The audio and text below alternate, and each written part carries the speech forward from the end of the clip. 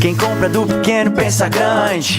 Quem compra do pequeno pensa grande. Sabe que vai ter retorno, vem em dobro, pode crer. Qualidade mais que certa. E pra cada loja aberta é emprego pro seu bairro que tem muito que crescer. Quem compra do pequeno pensa grande. Quem compra do pequeno pensa grande. Comprar da pequena empresa é pensar grande. O bairro cresce, a economia aquece e a cidade agradece. Sebrae, a força do empreendedor brasileiro.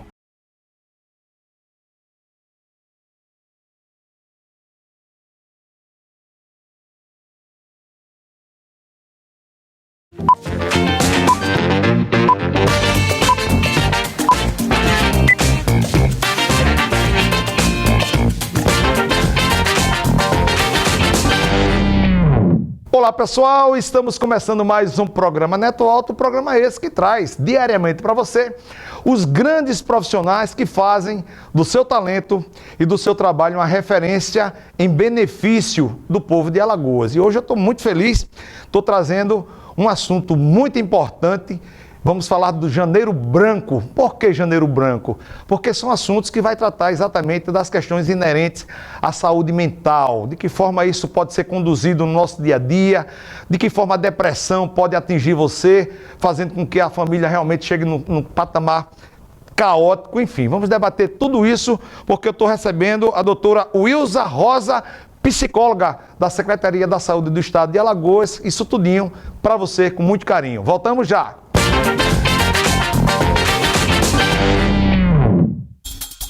Você sabe o que o governo de Alagoas faz por você? Faz! O maior programa de construção de creches do Brasil. Faz! O programa Correria e o crédito do trabalhador para nossa gente trabalhar. Faz! O Estado gerar mais de 70 mil empregos com carteira assinada. Faz! Faz de Alagoas o estado que mais faz estradas no país. Faz! O 13º do CRIA. Faz! O programa Alagoas Sem Fome, o maior programa de combate à fome da nossa história. Faz! 100 mil alagoanos saírem da extrema pobreza em apenas um ano. Faz! O programa Daqui Pro Mundo. Faz! O cartão Escola 10. Faz! O programa Mais Água Alagoas. Faz! Grandes investimentos em segurança e reduz a violência pela metade em 10 anos. Faz! Parcerias com o governo federal e municípios. Faz! Alagoas ser o estado que mais cresceu no Nordeste. O 4º estado que mais cresceu no Brasil. Faz! Escolas, hospitais. Faz! UPAs, barragens, adutoras, alça viária, pontes. Faz! Acessos aos municípios, aeroportos. Faz! De dia, faz! De noite. Faz! E sabe por que a gente faz tudo isso? Por você. Governo de Alagoas. Faz por você. Faz!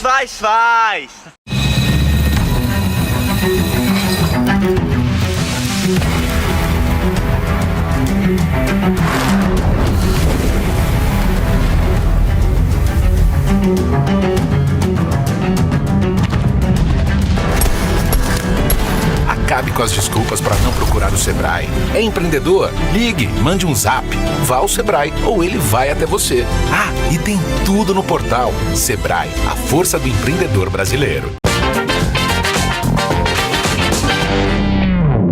Voltamos com o programa Neto Alto e hoje tendo o prazer de receber a psicóloga da Secretaria da Saúde. Gente, o assunto de hoje é um assunto muito importante, é um assunto que traz para todos nós uma reflexão muito grande.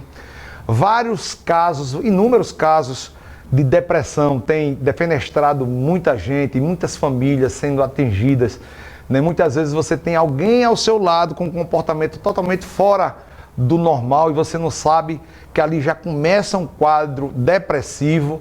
Muitas vezes também a falta do diálogo entre pai, filho, esposa com marido, né? E os problemas vão atingindo num patamar que quando você menos espera, a coisa já está de uma forma que só mesmo um grande psicólogo, como a doutora Wilza, pode resolver, e muitas vezes já é tarde.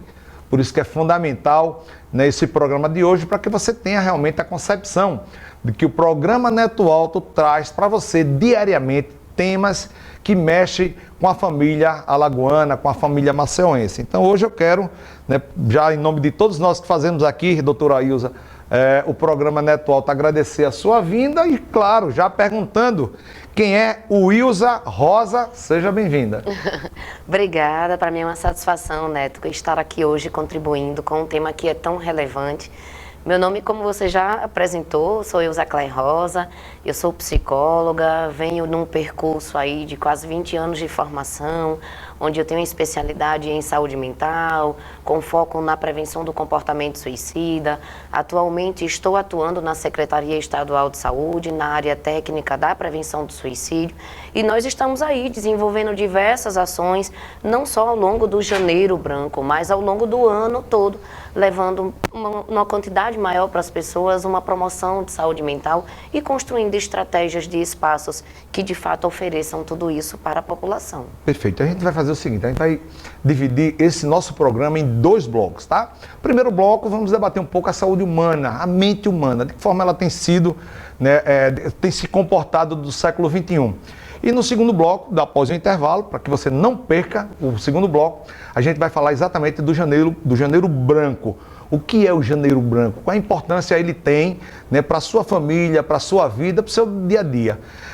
Voltando para o nosso bate-papo, eu já pergunto, doutora, como é que anda a saúde mental, né? Como é que as pessoas têm realmente se comportado aqui no século XXI? Tem coisas que hoje em dia, a gente que se depara com as redes sociais, fala, puxa, eu não consigo mais ver outra coisa, porque onde é que o ser humano vai parar mais, né? De tantos absurdos que a gente tem visto, de que forma a psicologia tem tratado esses comportamentos? Na verdade, Neto, de uma maneira geral, a gente tem percebido que os problemas relacionados à saúde mental, eles têm crescido e têm preocupado bastante.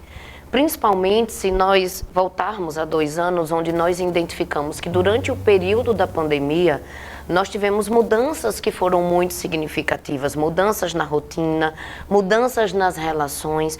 Nós percebemos que muitos prejuízos que ocorreram lá atrás, naquele período da pandemia, ainda estão refletindo hoje em dia.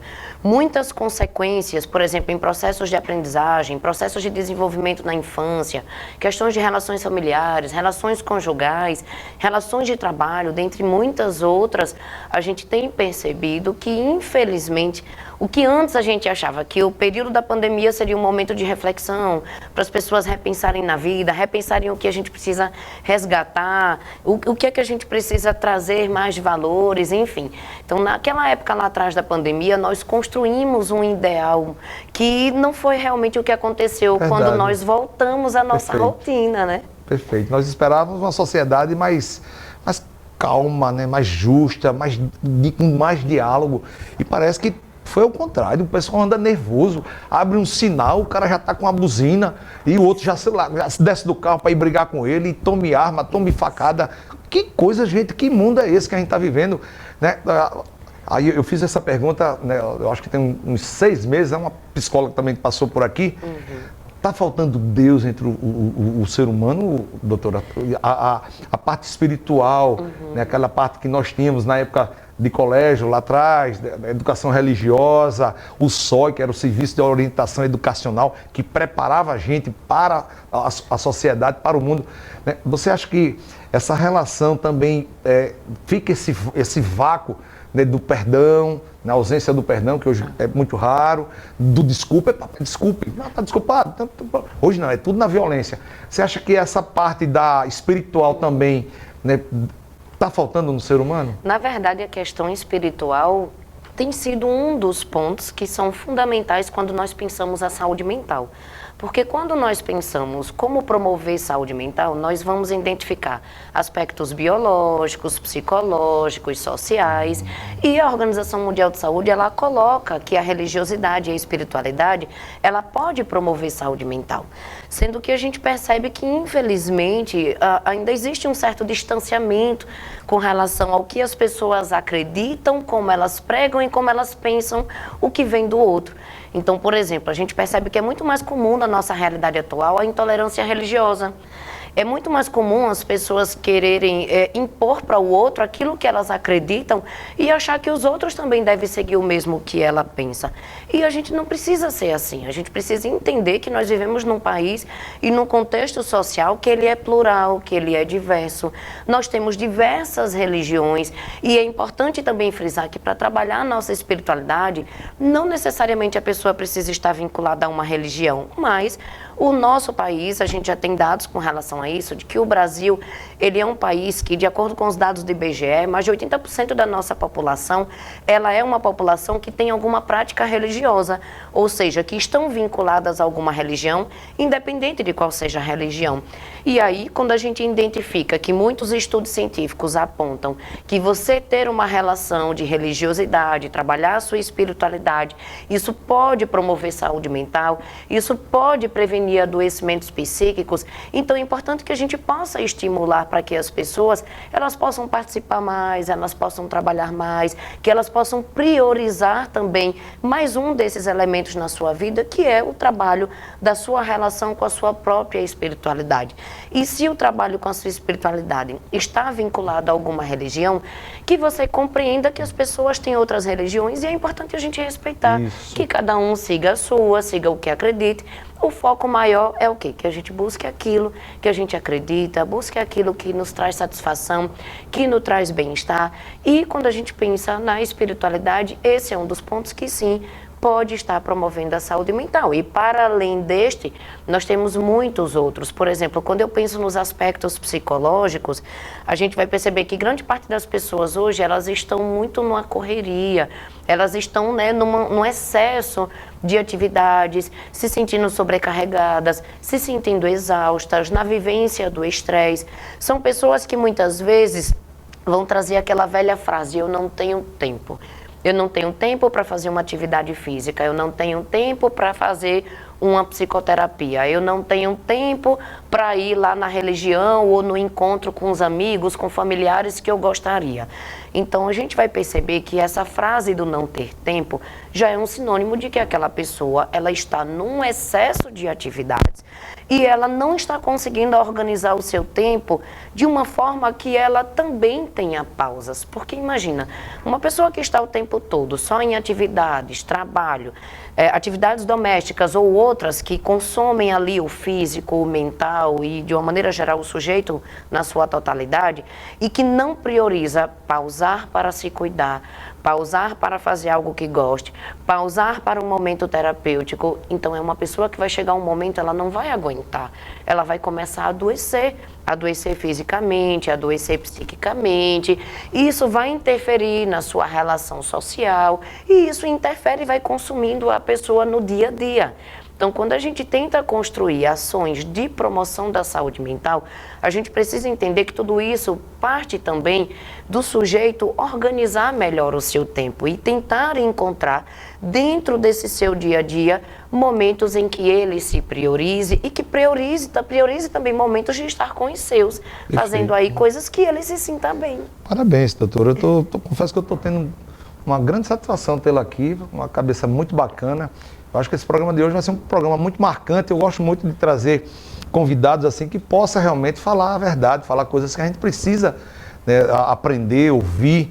Né? Ela acabou de falar uma coisa bacana. A gente quer aprender a respeitar o próximo, a respeitar a opinião do próximo, a religião do próximo. E muitas vezes a sociedade não está preparada para isso. Né? Quer dizer, eu tenho que ser do jeito que você quer. Quer dizer, eu não posso ser do meu jeito que você não aceita. E essas questões políticas também, essa polarização de direita com esquerda, quantas famílias se separaram por causa disso? Quer dizer, isso avaliza exatamente esse debate entre nós três, né? Você que está assistindo e nós dois aqui. Gente, vamos aprender a respeitar o próximo. Se você é da direita, não tem problema, eu respeito. Se eu sou da esquerda, é um problema meu, você tem que respeitar.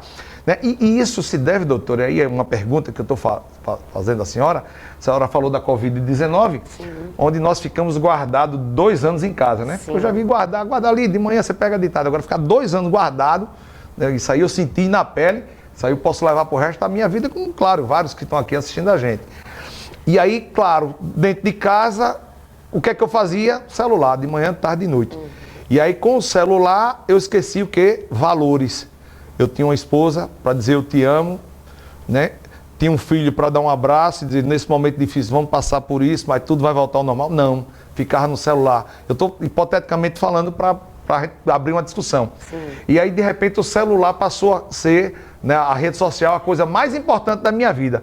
Né? Eu saía para o quarto e aqui, ó, no celular, na rede social, YouTube, não sei o quê. Por quê? Porque o mundo era o celular. E você esqueceu de quê? Do seu verdadeiro mundo. Educar seus filhos, dizer à tua esposa que a ama, né, que vai ser passado. Enfim, a senhora acha que, diante desse quadro que eu passo, né, as questões inerentes à informatização, esse mundo online, quando tanto se trata, ele é culpado, né? Eu tenho uma opinião sobre isso e eu acredito que a sua vai ser igual à minha. Não sei se vai divergir de você que está assistindo. Mas você acha que aquele período de 2 anos que nós ficamos mergulhados no universo online, né? Quando tudo passou, que você olhou para o ser humano, ele já não tinha o valor, né? Porque quando eu falo valor, você vai para um restaurante, o cara esquece a esposa, os filhos, fica aqui no WhatsApp, ela no WhatsApp, enfim. Você acha que aquilo ali foi motivador para que vivenciamos uma sociedade hoje tão desrespeitada, onde pai não respeita a esposa, não respeita filho, esposa não respeita o esposo e vice-versa. Enfim, o que é que está havendo com a sociedade depois desse universo online? Na verdade, nós temos mudanças que interferem na saúde mental, principalmente quando nós identificamos o excesso. Porque, assim, enquanto nós ainda utilizamos enquanto uma ferramenta no trabalho, em determinado momento, ou enquanto uma ferramenta de busca para um estudante, um universitário, enfim, tudo aquilo que a gente consegue dosar e utilizar de uma maneira que possa ser produtiva, que possa trazer aí um bem maior, está dentro aí de algo que não vai trazer tantas consequências, digamos assim.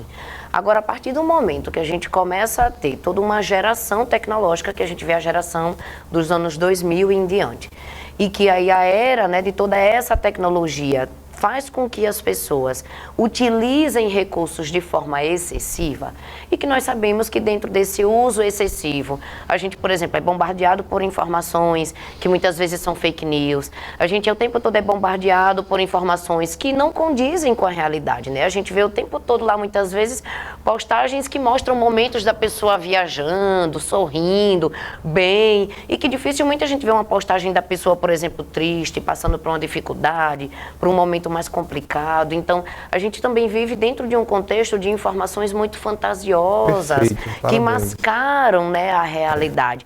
E aí muitas pessoas começam a não se identificar com aquilo que vê no outro e aí começam a se questionar, poxa, tá todo mundo aí viajando, feliz, bem, sorrindo, nada para mim dar certo, né? Dizer, né? Pois é. E eu não me sinto feliz, e eu não consigo me proporcionar isso, e eu não tenho condição para isso. Então, quanto mais as pessoas visualizam aquilo, né, daquela positividade tóxica, excessiva, que é colocada ali de uma maneira fantasiosa pelos outros e que muitas vezes a pessoa não vai se identificar com aquilo porque não é a realidade da maioria de fato, então a gente vai perceber que sim, isso pode trazer naquele momento sensações de tristeza, angústia, sensação de impotência e até mesmo questionamentos com relação à própria vida e o sentido de vida, porque a partir do momento que a pessoa começa a perceber que todos ao redor estão aí tão bem, passando por tantas coisas boas, crescendo, né, ou algo do tipo, e eu não sou essa pessoa que saiu do canto, ou que não consigo produzir, ou que não consigo ter esse mesmo resultado. Então, consequentemente, quanto... E me esforço tanto, né? Me esforço tanto e não tenho esse resultado. Não tenho. Fantástico isso. Exatamente. Então, a própria pessoa, ela pode começar a se inferiorizar, se cobrar, se sentir incapaz, achar que ela não vai conseguir também ter uma qualidade de vida, né? Ou ter aquilo ali que é postado ou que é visto por ela.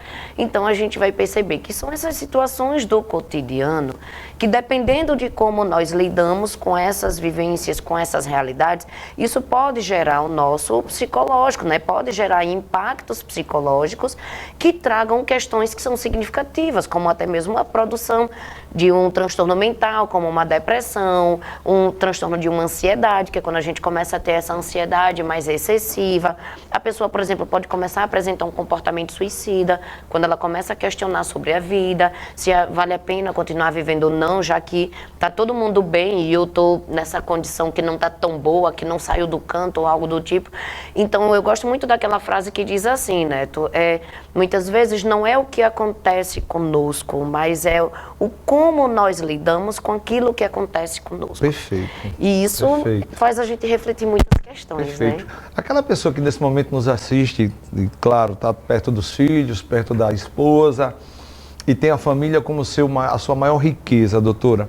E diante de tudo que nós conversamos até agora, de que forma ele pode perceber que existe alguma normalidade dentro da família? Assim, uma vasta experiência de quase 30 anos, né, cuidando da mente humana, eu perguntaria à doutora Wilza, quando é que, aí eu vou trazer para mim também, quando é que eu sinto algo estranho dentro da minha família, que eu digo, sinalzinho vermelho, né, assim, né?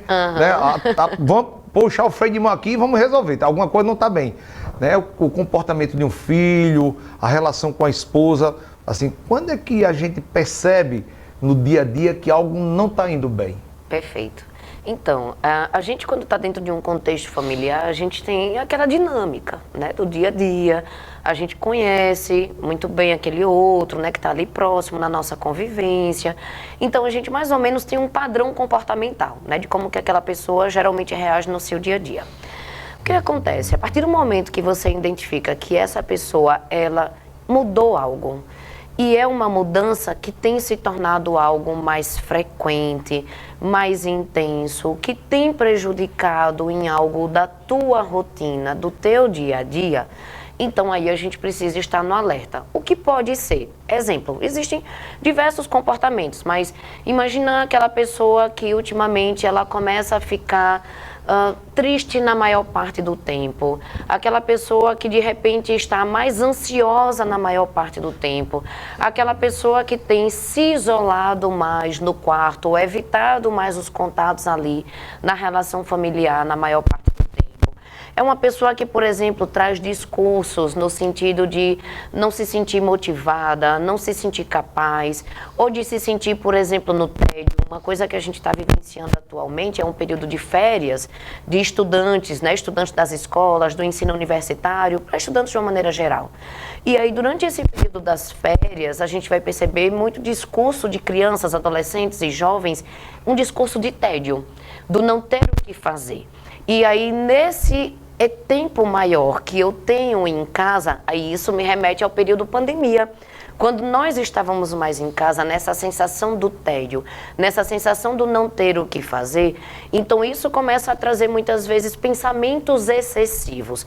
E isso pode gerar uma ansiedade maior, isso pode começar a trazer sintomas relacionados a um perfil de depressão, quando, por exemplo, a pessoa, além de tristeza, sensação de não ter o que fazer, sensação de não conseguir dormir direito, sensação de que o tempo não está passando, sensação de que eu preciso fazer algo para ocupar o tempo, porque tem até aquela frase, né, que as pessoas dizem que quando a gente está com a mente vazia, isso abre espaço para coisas que não são tão interessantes, né, que não são legais.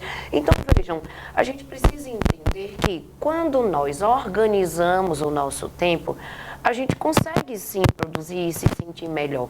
Então, se você nesse momento está com essa sensação do tédio, de estar muito tempo sem ter o que fazer, querendo alguma atividade, querendo algo, a primeira coisa que eu vou te dizer é evite esse excesso de telas.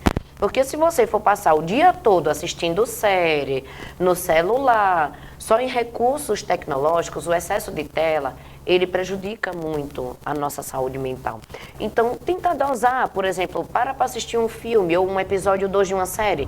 Depois, tenta fazer uma atividade física, uma caminhada, Perfeito. ou algo que você se sinta bem. Quando você voltar para casa, por exemplo, você tem aí acesso a um livro, pega um livro que seja físico, não precisa ser um e-book que você vai estar de novo na tela. Tenta pegar um livro, algo ali impresso, lê um pouco sobre aquilo ali, ou, Sentiu vontade de fazer um lanche, uma comida, dá uma pausa, vai lá na cozinha, pega uma receita diferente, tenta fazer algo diferente.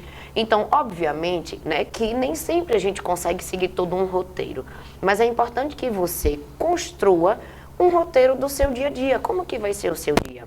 Qual o momento que você vai pausar para um trabalho? Qual o momento que você vai pausar para um lazer? Qual o momento que você vai pausar para um autocuidado, né? Porque a gente também precisa se priorizar. E aí a gente vai tentando mesclar, vai tentando misturar e dando-se também a esses momentos de pausa, esse espaço para a gente ter o nosso escape. Porque todos nós, Neto, enquanto humanos, precisamos de escapes. E se a gente, no nosso dia a dia, não constrói esses momentos que sejam terapêuticos, que sejam de lazer, que sejam de bem-estar, que sejam para a gente até mesmo se desconectar, então vai ficar muito mais difícil. Interessante que na nossa vida, o humano interage com o humano, não com tela. Exato. E aí o que é que está acontecendo em nossas vidas, né? No nosso dia a dia, no universo. As pessoas esqueceram de interagir com o humano e estão interagindo com as telas, na qual o humano está lá dentro, mas não é real, é uma tela. Então, assim, diante do que você passa para a gente, eu só enxergo dessa forma, né? A partir do momento que você esqueceu, isso aí serve para todos nós esquecemos de debater, de tocar, de abraçar um filho, de abraçar a esposa, de dizer à sua irmã, ao seu irmão, o quanto você o ama, enfim, essas relações de primo que vai para a casa do outro para brincar. Isso acabou, isso não tem mais. Por quê? Porque é tela de manhã, tela de tarde, tela de noite, tela. E aí quando você vai para o mundo é o quê? É depressão, é remédio para dormir, que a gente vai tratar no segundo bloco. A gente vai falar de remédio para dormir, pessoas que só dormem com remedinho. Doutora Wilza tem um recadinho para você, tá certo? Vamos falar de depressão e também vamos falar exatamente do janeiro branco. O que é esse janeiro branco? Algo da sua mente ou da minha? Algo que vai realmente trazer você para um novo mundo, uma nova concepção. Eu quero brindar, doutora Wilza, a sua vinda aqui no nosso programa, em nome de todos nós que fazemos o programa Neto Alta, aqui da TV Farol, que abriu espaço para que esses profissionais viessem aqui diariamente, dar o seu recado. Vamos para um rápido intervalo. A gente vai para o intervalo, não percam, gente. Segundo bloco, depressão, remédio para dormir. Muita coisa bacana para que a gente saia hoje fortalecido, tá bom? A gente volta já.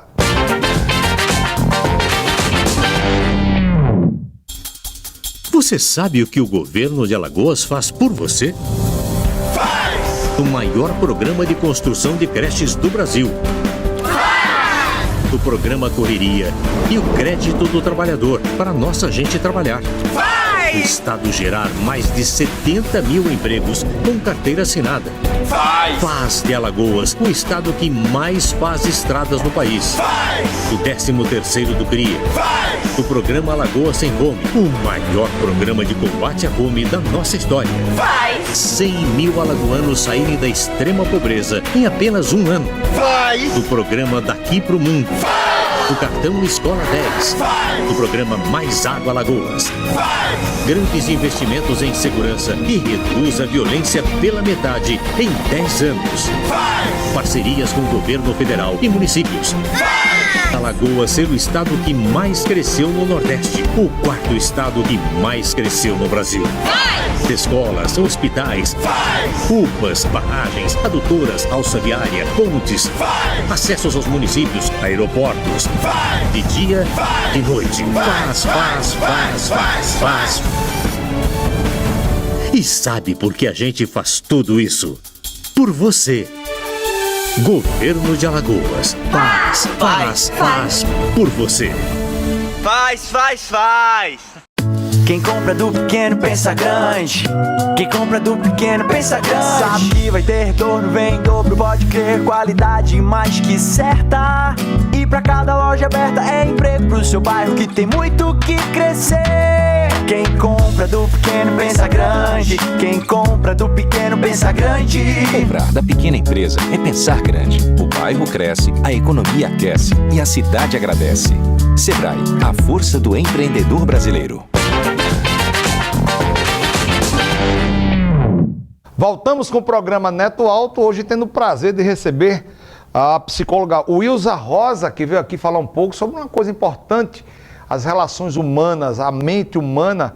E agora, doutora Wilson, no segundo bloco eu vou chamar, nesse momento, também alguém que a gente tenta ajudar, que são os grandes empresários e aquelas pessoas também que não têm a capacidade também tão grande de ser um empresário de sucesso, mas que o programa Neto Alto também abraça, que é o Momento Business com Cláudio Santos, da Next Opinion. Então eu vou chamar agora o Momento Business, um recadinho para você empresário, pequeno e médio empresário, para que você também se fortaleça e logo depois a gente volta falando exatamente sobre aquilo que é bom para todos nós, a mente sadia e a motivação em dia. Por gentileza, produção, coloca aí Momento Business para você.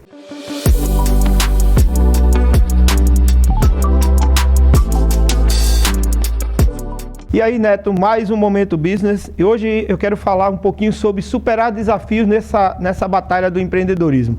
Seguindo a linha do Momento Business, aqui a gente vai posicionar você quanto empreendedor e quanto pessoa que quer empreender, né, não necessariamente ser um empreendedor, a caminhar com o seu negócio. Então, assim, falando desse desafio, eu acho que o primeiro é o dinheiro, é o financiamento, onde é que eu vou arrumar dinheiro para fazer aquilo ali. Então, assim, como é que você pode fazer isso? Trazendo para um contexto mais de negócios, se posicione quanto oportunidade de investimento, busque estar ali nessas diversas fontes. Tem os financiamentos, tem os crowdfunding, tem investidor anjo, transforme seu negócio no startup. Eu digo que é um modelo interessante de você buscar investidor. Transforme o seu negócio na oportunidade das pessoas ganhar dinheiro com isso. Eu sou de uma geração que tinha muita dificuldade de enxergar isso, né? Parece que você está buscando um monte de sócio para mandar no seu negócio, mas não necessariamente disso que eu estou falando. Eu estou falando de oportunidade de investir, de ganho, das pessoas ganharem dinheiro com o seu negócio e você ser claro nessa informação. Outra coisa, logicamente, é a concorrência. No mundo tão plural, onde a gente tem todo tipo de concorrente, até quem não é concorrente nosso pode vir a ser. Então, as grandes empresas hoje, elas olham para os pequenos negócios como possíveis concorrentes. Então, é por isso que tantas empresas gigantes estão olhando as pequenas startups, os pequenos negócios, os novos modelos de negócio dentro desse contexto. Então, olhe o concorrente como uma chave para o seu próximo nível, como uma chave para você fazer o que ele não está fazendo e mudar o teu negócio. Outra coisa é, aproveita melhor o teu tempo, gere melhor esse tempo, aprenda a delegar, divida mais tarefas, você vai conseguir andar muito mais rápido. E uma última coisa, perca o medo do fracasso. Ser empreendedor é se jogar do avião com o paraquedas nas costas, não sem o paraquedas, porque é negócio de maluco, mas com o paraquedas e saber que esse paraquedas vai abrir para você de alguma maneira se você tiver feito tudo certo. Ótimo, se você estiver empreendendo da maneira correta, aproveite todo o medo do fracasso e transforme isso em oportunidade de revalidar aquilo. Porque eu não conheço grande projeto, nem nenhum outro projeto que não errou, e não conheço grandes homens de sucesso que de alguma parte da vida, ou em algum momento da vida, eles não falharam, não quebraram, não se recompuseram no negócio, e aí, no lugar de ficar lambendo a ferida, eles foram para a oportunidade. Então, é disso que a gente fala, é disso de transformar a dificuldade em oportunidade, fazer um mundo diferente, com as pedras que te atiram, podemos dizer assim, e caminhar. Então, segue daí, Neto, com mais esse Momento Business, fechando esse dia para você.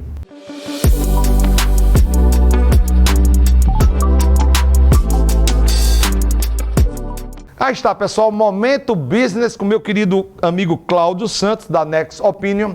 Pessoal, lembrando que esse quadro tem o apoio do Sebrae. Se você está precisando de algo na sua empresa, vai no centro da cidade e procura um consultor do Sebrae, tá bom? Sebrae é exatamente o remédio necessário que o pequeno e médio empreendedor precisa para crescer.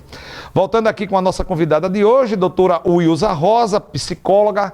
No segundo bloco, antes de nós irmos, e a gente estava tomando um café, e você falou, doutora Wilza, diante de tudo que nós falamos no preâmbulo do programa, a importância do exercício. Neto, eu tenho lá, né, no meu trabalho, pessoas que, diante de todo o quadro, né, de psicológico que tinha, focamos a cura, né, no caso, do exercício para que ele obedecesse um critério que nós passamos e hoje é uma pessoa totalmente diferente.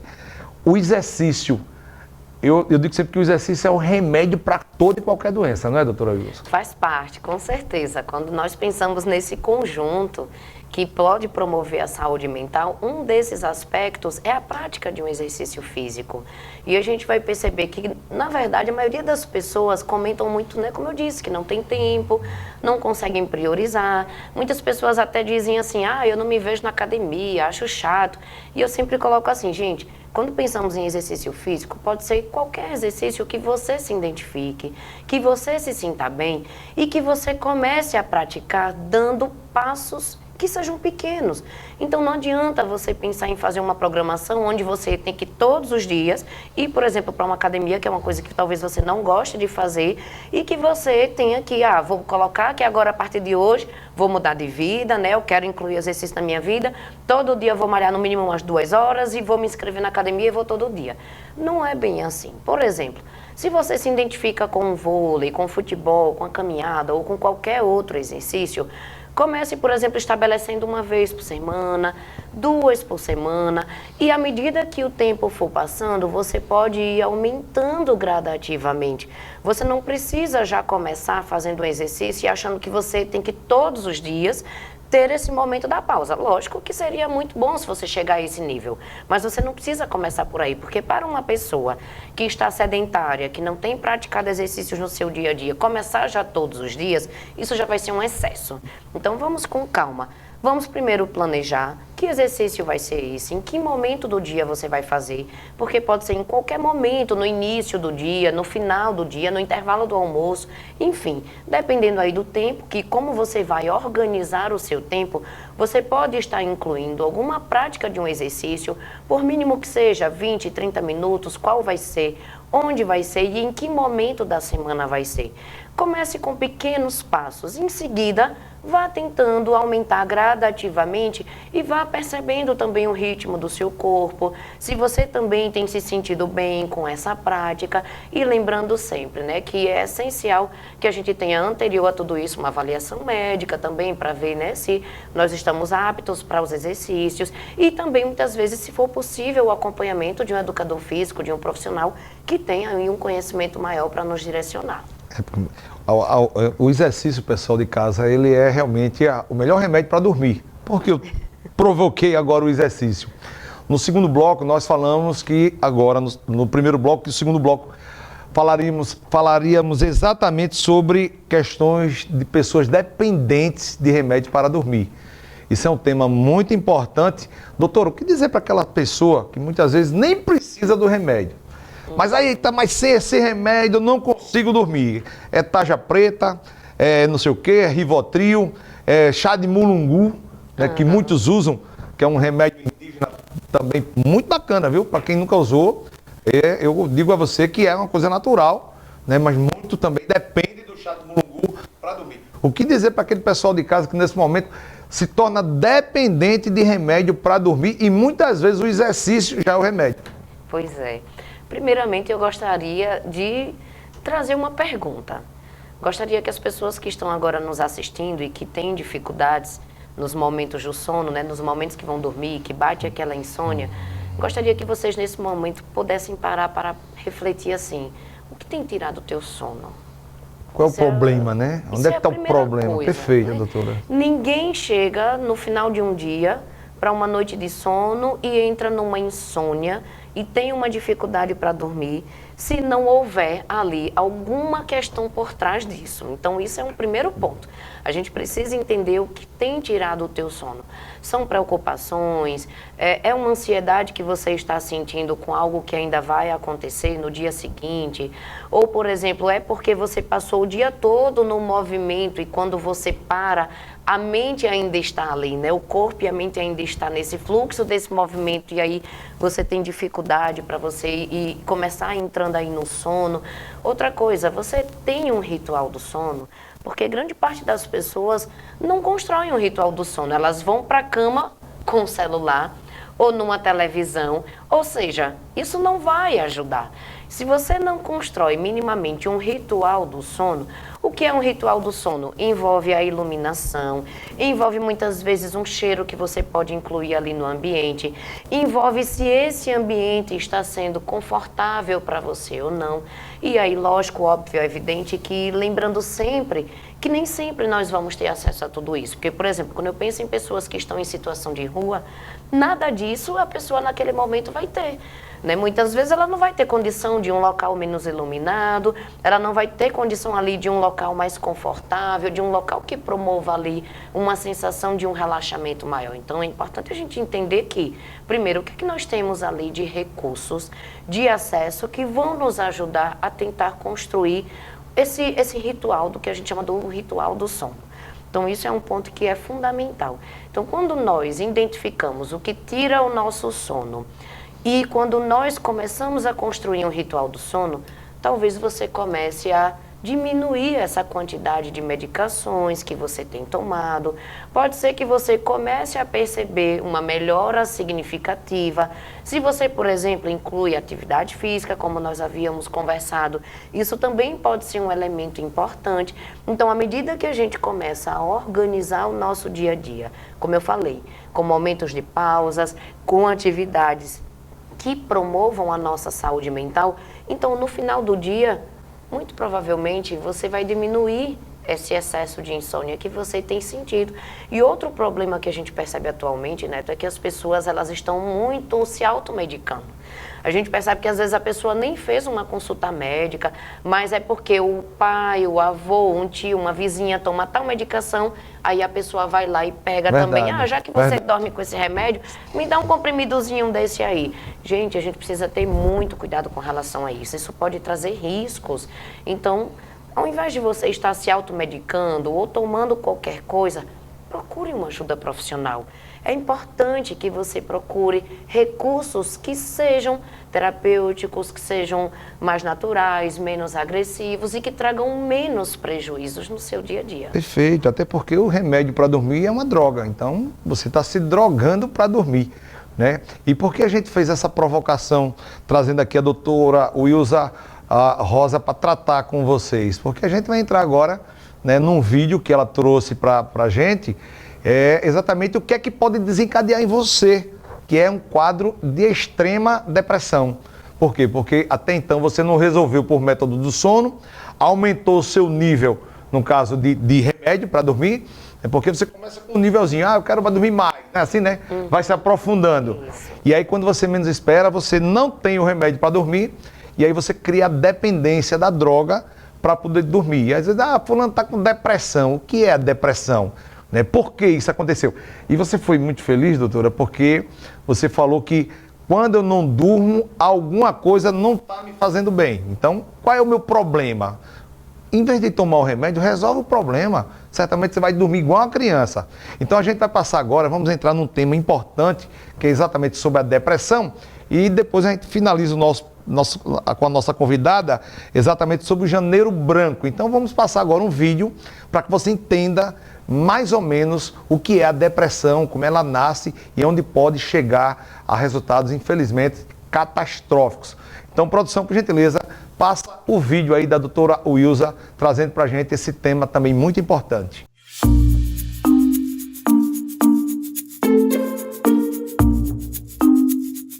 A depressão está longe de ser uma doença da mente ou do cérebro. Depressão é uma doença multissistêmica que afeta diversos órgãos e sistemas do nosso corpo. Ela afeta diversas esferas do funcionamento da pessoa. E, em segundo lugar, é uma doença muito prevalente. Em torno de 17 a 18% das pessoas ao longo da vida terá pelo menos um episódio depressivo. Entre os principais sintomas da depressão estão os sintomas afetivos, que são sintomas dos sentimentos e das emoções. O mais conhecido é a tristeza, mas também pode haver ansiedade, angústia ou simplesmente desprazer com a vida. Os sintomas cognitivos também são muito importantes, tais como dificuldade de concentração e dificuldade de memória recente. Também são muito importantes os sintomas físicos, como alterações do apetite, alterações do sono, cansaço, fadiga, falta de energia e aumento das dores pelo corpo. O diagnóstico é feito por um médico experiente ele observa esse conjunto de sintomas para então determinar o diagnóstico da depressão. O tratamento básico para a depressão são os antidepressivos. Existe uma série de antidepressivos no mercado e um profissional ele vai estar habilitado a escolher o antidepressivo mais propício, mais adequado para o quadro do paciente. Outro tratamento consagrado que pode ser usado em parceria é a psicoterapia. Sobretudo a terapia cognitivo-comportamental é aquela que tem mais evidências de eficácia na depressão.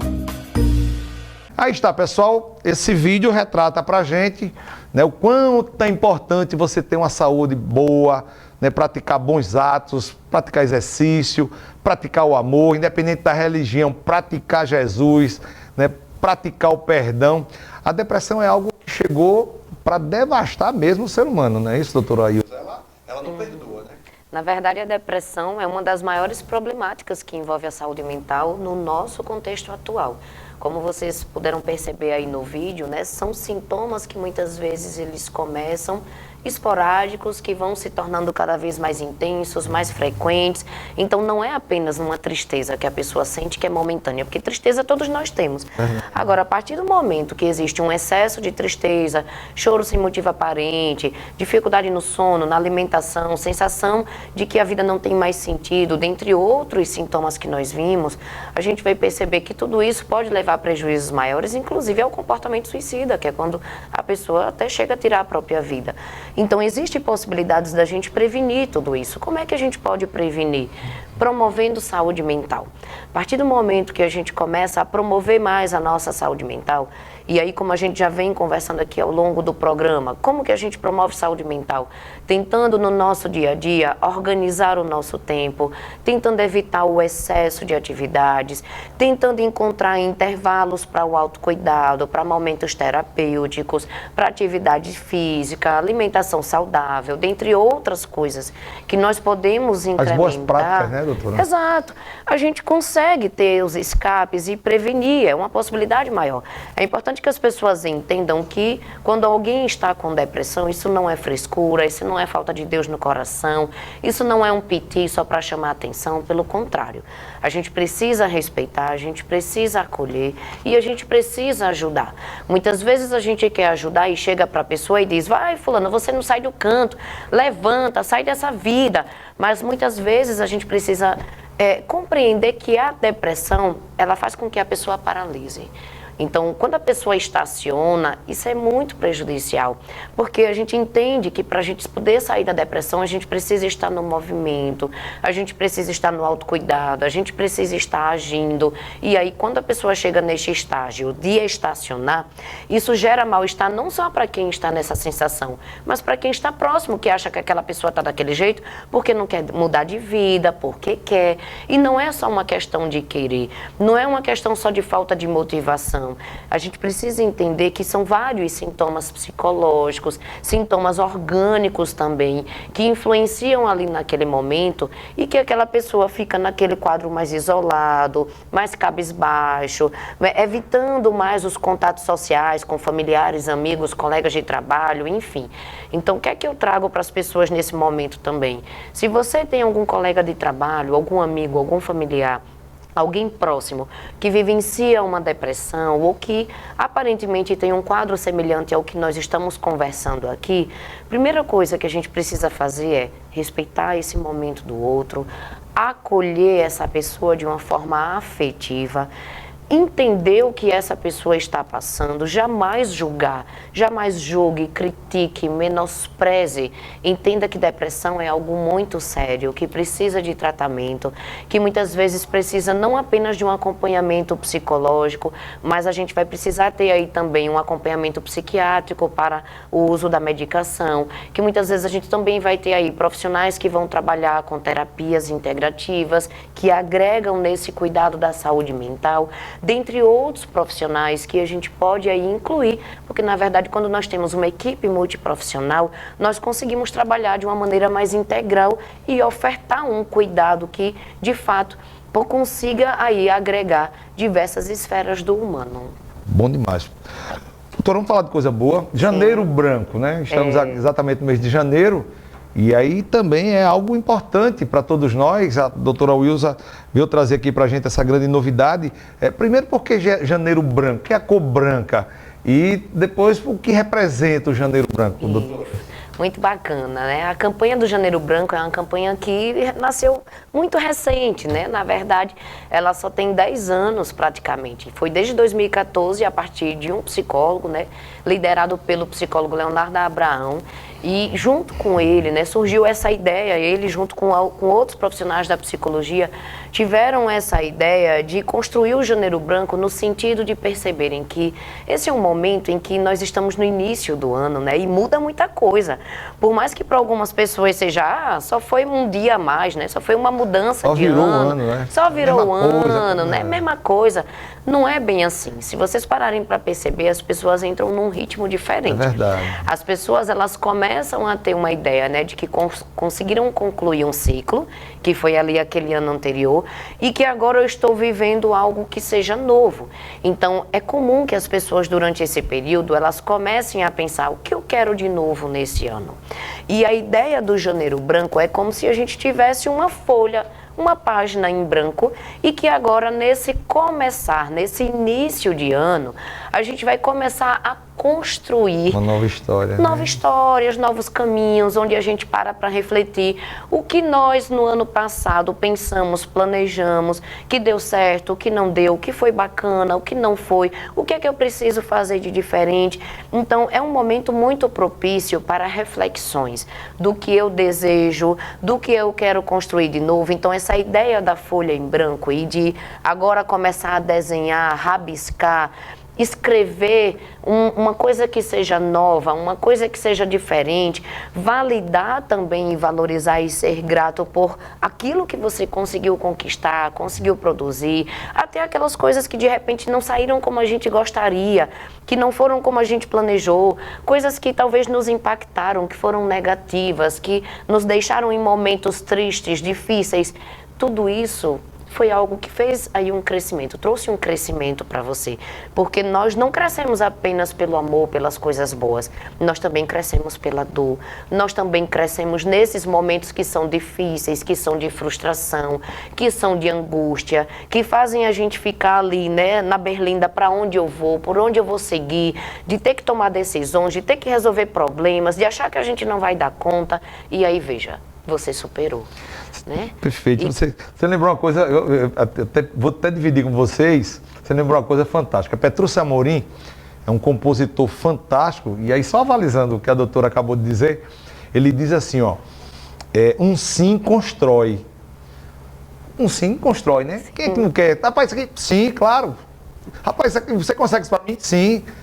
Mas muitas vezes um não constrói muito mais. Porque o não, você faz uma reflexão, eu vou mostrar que eu sou capaz, né? Assim, né? Sim. Então, assim, tem certos nãos que passa a ser também uma vitória, não é isso? Exato, doutora? Com certeza. Esses momentos difíceis que nós vivenciamos, muitas vezes carregamos como momentos traumáticos, como momentos em que a gente não vai ter lembranças muito boas. E aí é onde a gente precisa refletir o que eu aprendo com aquilo que eu vivenciei lá atrás, que não foi tão legal, que não foi como eu esperava, que não foi como eu planejei, porque tudo isso também gera um processo de aprendizagem, traz para a gente também a possibilidade de construir novos caminhos, de mudanças, enfim. Então é importante que a gente possa perceber que talvez estejamos aqui para aprender, para evoluir, e tudo aquilo que nós construímos no nosso dia a dia, se a gente também não corre atrás, não se esforça, não tenta enfrentar, não tenta lidar, a gente vai perceber que nós estacionamos. Então, que a gente estacione menos e que a gente caminhe mais. Mas caminhe no seu tempo, você não precisa caminhar acelerado no tempo que seja do outro. A gente precisa caminhar respeitando o nosso tempo, respeitando também quais são esses caminhos que eu vou construir. Muitas vezes uma ansiedade maior pode fazer com que a gente atropele o tempo, pode fazer com que a gente faça algo desorganizado, algo no impulso, algo que se talvez eu respirasse e fizesse com mais calma, fluiria melhor. Então que a gente também consiga ter esse autocontrole com relação a esses momentos de uma ansiedade maior, de uma impulsividade, que a gente quer resolver logo, que a gente quer ver logo o resultado, e aí a gente precisa entender que tem coisas que a gente precisa pausar, respirar, organizar, planejar e que nem sempre as coisas serão no tempo que nós gostaríamos. É verdade, o imediatismo às vezes pode ser uma coisa muito negativa, né, para os grandes projetos da gente. Eu digo sempre que o tempo de Deus é diferente do tempo do homem, né? E a gente quer que as coisas aconteçam assim, do dia para a noite, os grandes problemas sejam resolvidos do dia para a noite, só que o tempo de Deus é diferente, tem que ser no tempo dele. Então, paciência, vá administrando a dor, né? Assim, né, doutora? Doutora, a senhora como uma psicóloga do governo do estado de Alagoas, né, com um trabalho muito bacana lá, quais são as ações, no caso, para o Janeiro Branco que o governo do estado pretende desenvolver? No momento, nós estamos construindo várias ações. Algumas delas têm permeados por momentos de palestras, rodas de diálogos, momentos de autocuidado, onde nós vamos ofertar alguns serviços em alguns espaços. Por exemplo, lá dentro da própria CESAL, nós vamos ter momentos de cuidar dos funcionários, dos servidores, onde nós vamos estar conscientizando sobre a campanha, levando práticas de terapias integrativas. Teremos momentos junto à Defensoria Pública também, onde nós vamos ofertar um espaço para as pessoas que estarão sendo atendidas ali naquele momento e também um momento junto aos profissionais.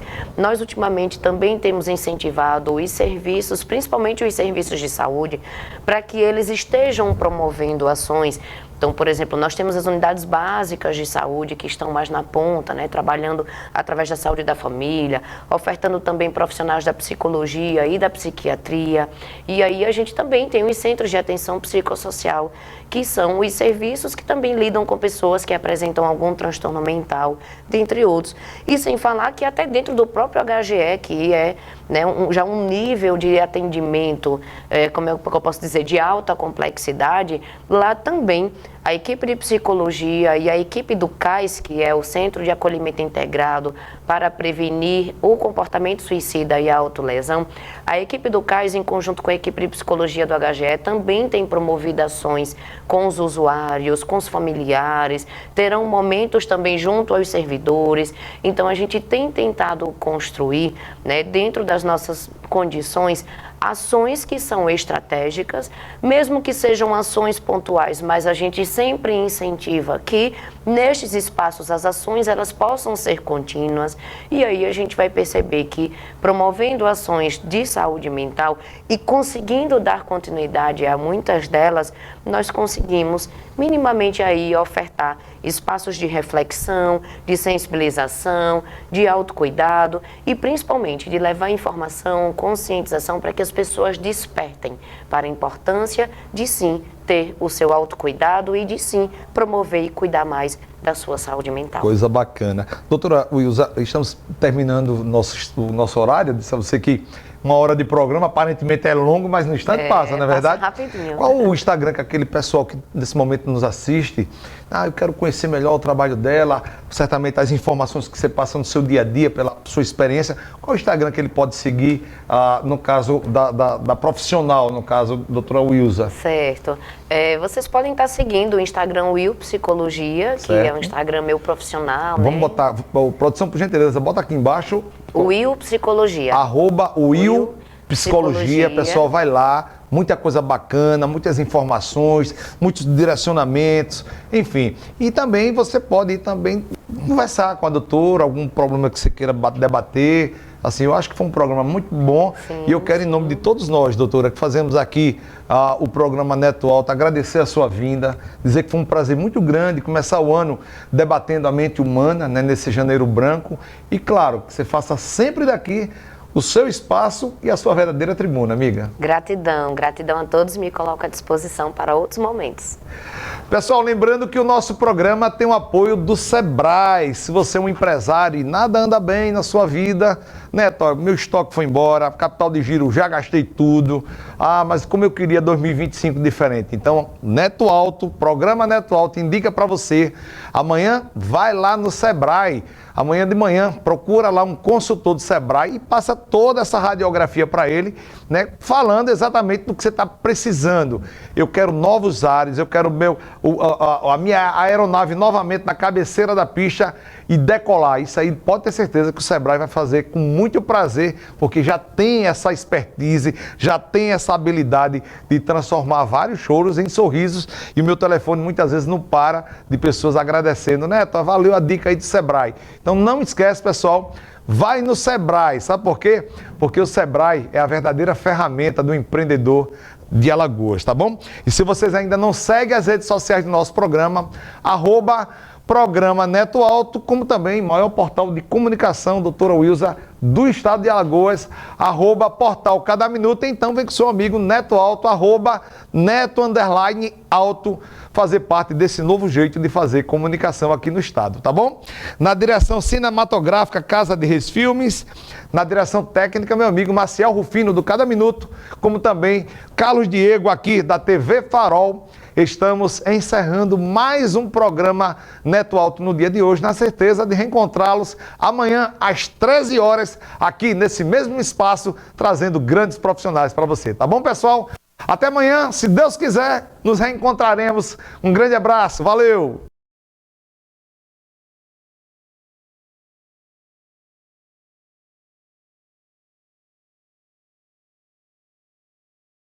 Ser dona da minha empresa me ensinou que por trás de toda grande mulher, existem outras mulheres que ajudaram ela a chegar lá. Foi o suor da minha mãe que pagou meus estudos.